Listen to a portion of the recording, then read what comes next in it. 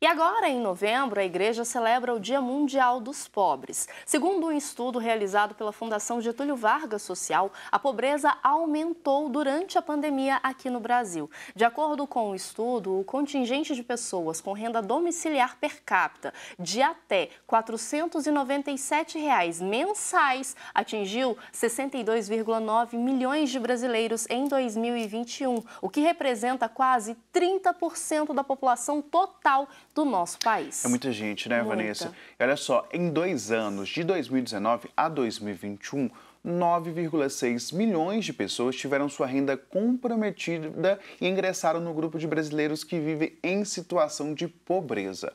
O que a igreja tem feito como forma para amparar essas pessoas? Para nos responder esta e outras questões, nós vamos agora ao Santuário Basílica Nossa Senhora da Piedade conversar com o pró-reitor do santuário, o Padre Samuel Fidelis. Bom dia, Padre, seja bem-vindo. Bom dia, Padre Samuel. Bom dia, Tiago, bom dia, Vanessa e todos aqueles e aquelas que nos acompanham. Bom dia, Padre. Padre, para a gente começar esse bate-papo, esse mês a gente celebra o Dia o Dia Mundial dos Pobres, né? E como é que é essa celebração e por que esse dia foi instaurado pelo Papa? Então, o Papa Francisco já desde há muito tem uma sensibilidade muito grande com a questão da desigualdade e da pobreza no mundo. Então, a partir do ano de 2017, começando 2016, numa intuição que ele teve, ele assim determinou que o domingo anterior à solenidade de Cristo Rei seja dedicado, chamado assim Dia dos Pobres, mas é preciso entender que, antes de tudo, essa não é uma preocupação do Papa Francisco. Todo o Evangelho fala de um cuidado especial da parte de Cristo com os mais pobres. Então, na verdade, um convite à igreja a não se esquecer dos pobres como sendo os destinatários especiais do Evangelho e da sua ação de serviço, de doação, de entrega. Uma coisa importante, né, Padre Samuel, essa data chamar mesmo a nossa atenção, porque às vezes na correria do dia a dia a gente acaba perdendo um pouco dessa humanidade, né? E a gente precisa olhar, atendendo ao pedido do Papa Francisco, mas principalmente atendendo o pedido que está na Palavra de Deus, de olharmos com mais carinho para os mais necessitados, né? A sua fala é muito pertinente, Vanessa, quando você diz na correria do dia a dia. Hoje nós estamos numa sociedade que tem um culto ao sucesso, à realização, à postagem, à imagem. E, portanto, todos nós corremos o risco de sermos vítimas de nós mesmos, das nossas vaidades, inclusive da nossa pressa. Portanto, este dia nos provoca. Será que aquilo que nós celebramos dentro da igreja, será que as nossas orações, será que a nossa experiência de Deus nos leva a estar despertos para as necessidades uns dos outros? Porque, de fato, é muito fácil que nós nos comuniquemos com aquelas que são as indigências espirituais, porque elas não são tocadas. Agora, quando o rosto do outro nos solicita numa indigência concreta, é realmente difícil e provocador que nós nos despertemos a ele, usando aquela palavra tão simplesinha, mas tão necessária, que é a empatia. Ô Padre, como nós podemos ajudar, apoiar essas pessoas que vivem nessas situações? Como que a Bíblia fala, para que a gente conduza essa forma de ajudar, de amparar, de acolher as pessoas mais pobres? Então, como disse, a preocupação com os pobres, ela é uma constante em toda a Sagrada Escritura. Nós usamos uma expressão técnica, mas ela é fácil de entender. Nós chamamos que dizemos que o pobre é um lugar teológico. O que significa que ele é um lugar teológico? O Antigo Testamento nos ajuda a entender que o pobre é uma instância de manifestação de Deus. Quando nós vamos lá ao livro do Deuteronômio, capítulo 10, há um versículo de que gosto muito. Assim se diz que o Senhor Deus defende a viúva, protege o órfão, e assim se diz: portanto, Israel, também amai a viúva, amai o órfão, amai o estrangeiro, porque vós também foste migrante na terra do Egito. Então, toda a Escritura apresenta o seguinte testemunho: nós experimentamos o amor de Deus e a sua misericórdia que transborda e nos alcança em nossa indigência. Portanto, devemos estar atentos para as indigências uns dos outros. E aí, nessa perspectiva, eu gosto de citar muito um filósofo chamado Levinas, que é um filósofo judeu e que ajuda a entender a partir da sua filosofia aquilo que está testemunhado nas Sagradas Escrituras. Quando ele diz, olha, o rosto do pobre tem um valor ético explícito. O que significa isso? Fica fácil de entender. Quando alguém nos pede de comer na rua, a gente até pode ir para casa, sendo indiferente ao que o outro está pedindo, mas o rosto daquela pessoa vai junto, porque aquilo que falta nele clama por aquilo que sobra na nossa mesa. Então, esta que é a perspectiva da Escritura e a qual todos nós somos chamados a perceber o pobre como um indivíduo concreto, como sendo um lugar da epifania, ou seja, da manifestação de Deus que espera ser cuidado, amado, amparado.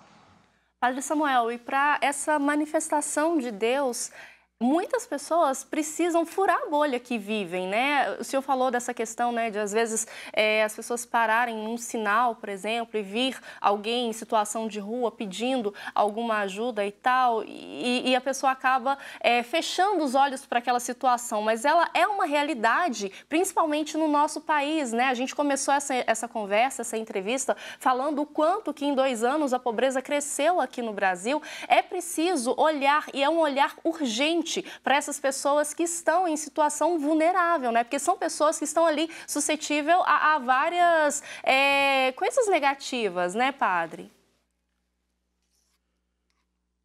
Com certeza. E eu diria, Vanessa, que é uma vergonha se nós somos um dos maiores países católicos do mundo que nós tenhamos uma quantidade de pessoas passando fome. Não por causa de Deus ou por conta da igreja, enquanto esposa de Jesus Cristo, mas nós, enquanto filhos da igreja, estamos falhando.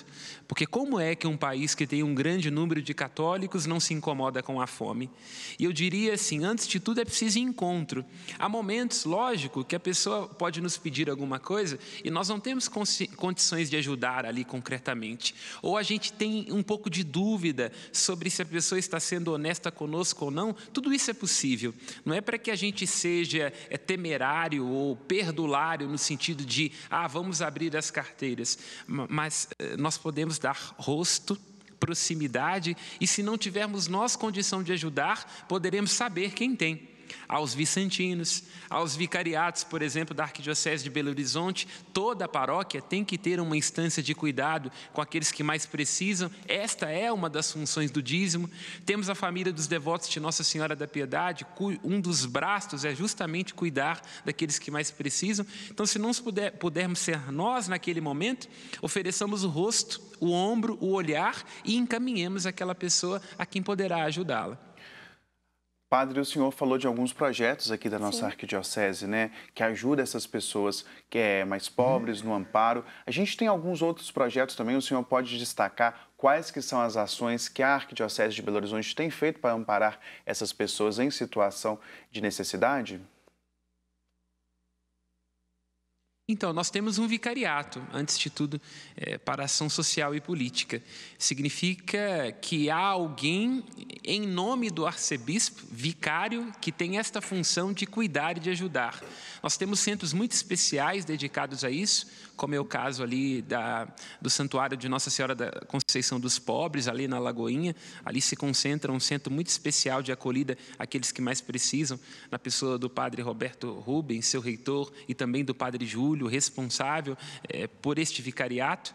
E temos também as frentes, a respeito das quais já falei, aqui ligadas à família dos devotos de Nossa Senhora da Piedade, que é a Providence, temos a acolhida São José, temos a Casa de Amparo, aqueles que são idosas e mais precisam, que é a acolhida Santa Zita. Temos a acolhida Dom Luciano Mendes, que ajuda aqueles que vêm para Belo Horizonte para fazer um exame, alguma coisa do tipo, e não tem onde ficar. Então, são várias frentes de trabalho. Temos a família Vicentina, não é? Um braço tão importante da igreja que ajuda em diversos locais.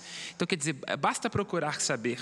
Basta integrar-se, cada um de nós é chamado e provocado a pensar, olha, eu tenho consciência das ações da minha paróquia, da minha região episcopal, da minha arquidiocese, da família dos devotos, em função daqueles que mais precisam, e uma vez tomando consciência, abrir o coração, deixar que a alma se dilate e fazer-se próximo, como é o pedido de nosso Senhor Jesus Cristo, lá no Evangelho de Lucas, no capítulo 10, na parábola do bom samaritano.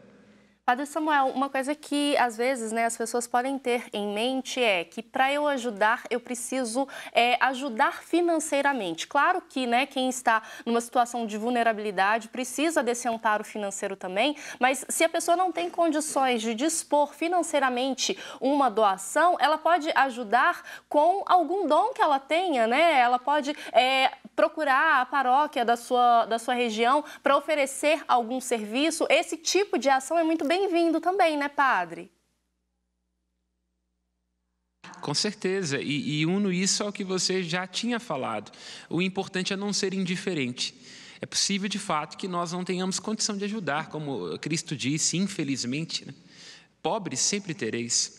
Quer dizer, a pobreza é uma realidade terrível, que nos envergonha, inclusive a nós enquanto igreja. Agora, nós temos sempre condição de poder mediar, ajudar, encaminhar, aconselhar. Então, é possível. O grande o desafio e o grande compromisso que temos que fazer é não fecharmos o nosso coração. Se nós não pudermos, certamente nós saberemos de alguém que pode, e ali estará manifesto o Evangelho de nosso Senhor Jesus Cristo. Que nos recordemos, quando Mateus vai dizer a respeito do que seremos interrogados no juízo final, ele vai ser justamente a respeito da nossa capacidade ou não de reconhecermos quem tem fome, quem tem sede, quem estava preso, quem estava nu, como um lugar de encontro com o nosso Senhor. Padre, para a gente finalizar esse nosso bate-papo, eu gostaria que o senhor deixasse, né, uma mensagem para essas pessoas que estão vivendo em pobreza e uma mensagem também para aquelas pessoas que sejam sensibilizadas a ajudar ao próximo. Eu diria assim, olha, cuidado com os mais pobres não pressupõe romantismo. É doce nos lábios, é amargo no estômago, todos nós sabemos como a nossa tendência é ao egoísmo e à indiferença. Mas aqui quero recorrer a duas expressões belas da nossa cultura brasileira. O primeiro é Dom Helder Câmara, quando ele nos ajuda a entender na sua prática de vida e nos seus discursos, olha, às vezes a mentira é a arma que o pobre tem para sobreviver. Então não tenhamos julgamento com quem nos vem pedir alguma coisa, não sejamos próximos, inclusive alcançando a pessoa nos seus avessos, devolvendo-a a si mesmo. Não é sobre romantismo, é sobre proximidade, encontro, heroicidade.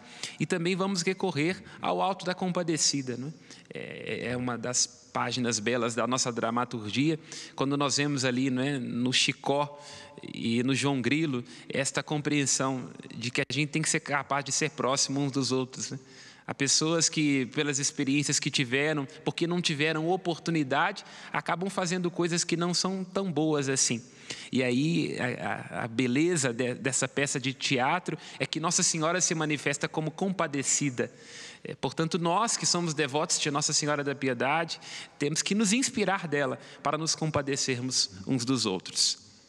E peço pela intercessão dela, a Mãe e Senhora da Piedade, uma bênção sobre vocês, que ela e São José nos abençoe, para que tenhamos sempre o coração dilatado em favor daqueles que mais precisam.